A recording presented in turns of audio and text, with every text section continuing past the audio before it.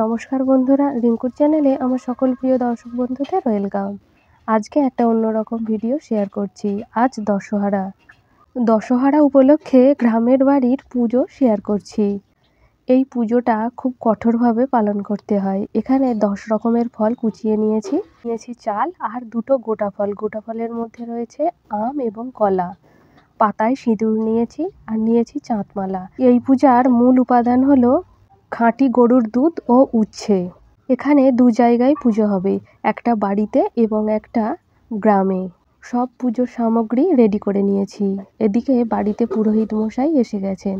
উনি ওনার পুজো শুরু করে দিয়েছেন।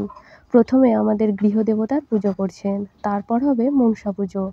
এখানে উচ্ছে সহযোগে যে গরুর খাঁটি দুধটা আছে ওটা মনসা ঠাকুরকে স্নান করানো হবে।